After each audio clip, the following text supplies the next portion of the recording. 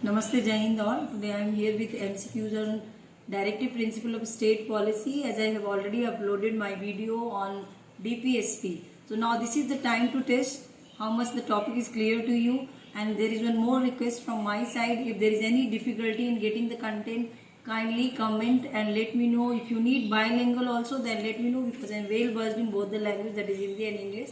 So I will try to give you the best way to get the information. Now through PPT we are going to see the MCQs. You just check and answer MCQs and DPSP.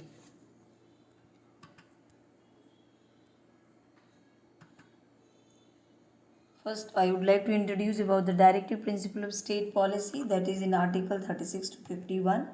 Directive Principle of State Policy are listed in Part 4 from Article 36 to 51 in the Indian Constitution. These are the principles and ideals to be followed by lawmakers whenever they frame laws for any land. Take a look at the question and their explanation below. Question number 1. Which article states about uniform civil code throughout the country? A. Article 48, B. Article 44, C. Article 42, D. Article 49. The right answer is answer B, that is Article 44. Now see the explanation. Article 44 states secure for all citizens a uniform civil code throughout the country. Question number 2. From which country has Indian Constitution borrowed DPSP? A. USA, B. Ireland, C. France, D. Japan. The correct answer is answer B, that is Ireland. Now see the explanation. Ireland's constitution was from where Indians borrowed Directive Principle of State Policy. Question number 3. Which of the articles in the Constitution state the Gandhian principle? A. Article 40 to 48, B. Article 41 to 48, C. Article 42, D. Article 40. The correct answer is answer A, Article 40 to 48. The correct explanation. Article 40, 48 are based on Gandhian ideology used to represent the program of reconstruction enunciated by Gandhi during the national movement. Question number 4. Article 43 of DPSP states 1. Make provision for just and human conditions of work and maternity relief. 2. Secure a living wage. 3. A decent standard of living with social and cultural opportunities for all workers. A. Only 1 and 2. B. Only 2 and 3. C. 1, 2 and 3. D. Only 1 and 2. The correct answer is answer B, only 2 and 3. Correct explanation. Article 43 of the Constitution talks about securing a living wage, a decent standard of living along with social and cultural opportunities for all workers. Question number 5. When and which committee suggested the justiciable and non-justiciable types of rights? A. Sapru Committee, B. Balwant Rai Mehta Committee, C. Bhurelal Committee, D. None of the above. The correct answer is answer A, Sapru Committee. Explanation. The Sapru Committee in 1945 suggested two categories of individual rights, justiciable and the non-justiciable rights. Question number 6. Which of the following statement is true regarding DPSP? 1. The concept was mentioned in the Government of India Act 1935. 2. DPSP are not legally enforceable. A. Only 1. B. Only 2. C. Both 1 and 2. D. None of the above. The correct answer is answer C. Explanation. The instrument of instructions from Government of India Act 1935 were taken as DPSP in the Constitution. The principles are not enforceable by law. Question number 7. What are the ideals that a state must keep in mind while framing policies called A. Fundamental rights, B. Directive Principle of State Policy, C. Gandhian Principle, D. Socialism. The correct answer is answer B, that is Directive Principle of State Policy. Explanation. DPSP are the ideals that must be kept in mind by the state whenever it formulates policies and enact laws. Question number 8.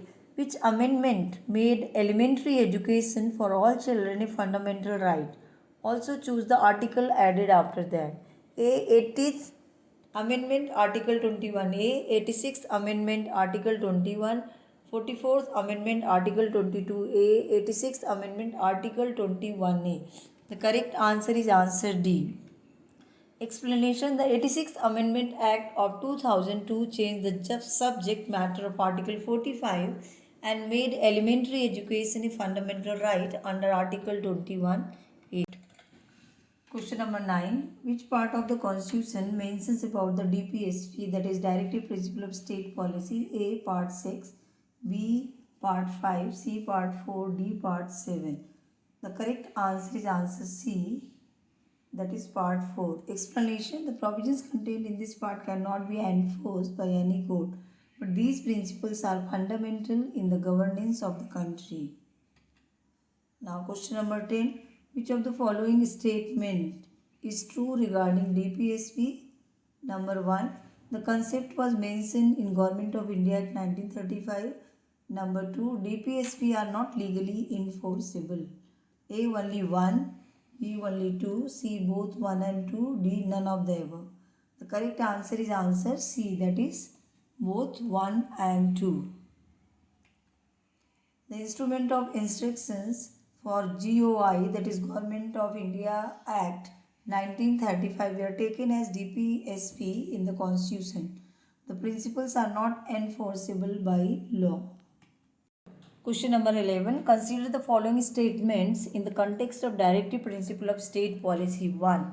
Directive Principle of State Policy are contained in Part 3 of the Indian Constitution in Article 37 to 51. 2. The idea of DPSP was borrowed from the Constitution of Ireland.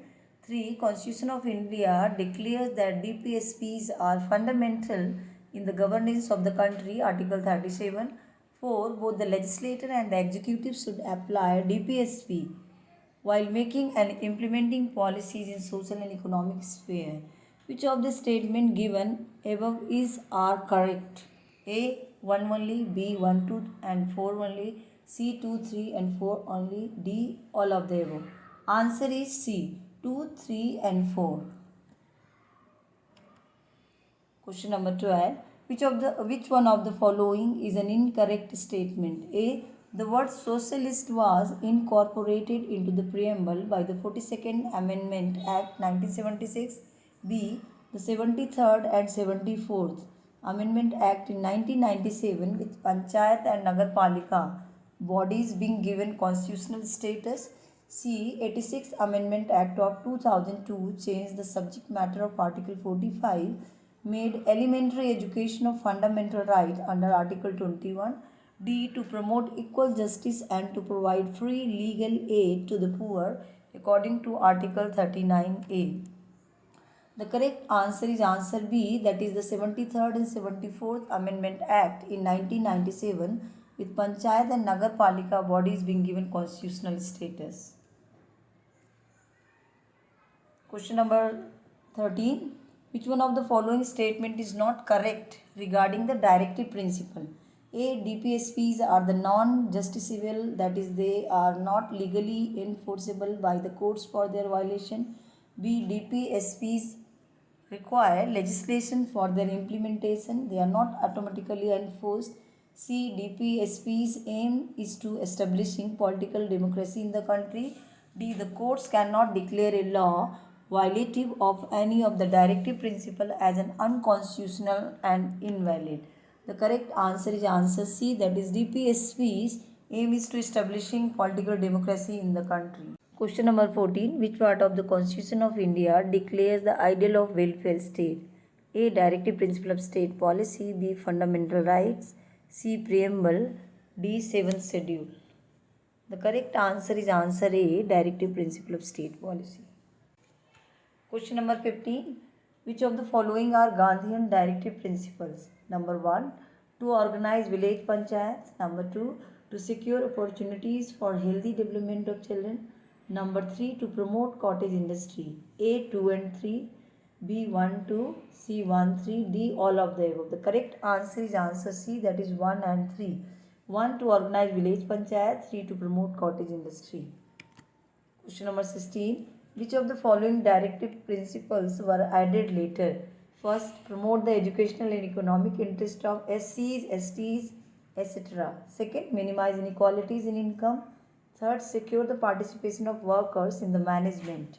A. 2, 3. B. 1, 2. C 1 3, D all of the above. The correct answer is answer A 2 3.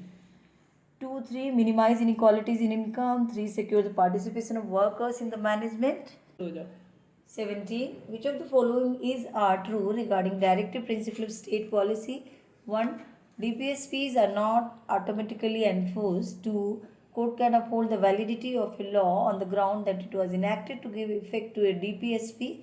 A only 1, B only 2, C both 1 and 2, D none of them. The correct answer is answer C both 1 and 2. Question number 18. Which of the following are criticisms of directive principle of state policy DPSPs? 1. Does not speak of welfare state. 2.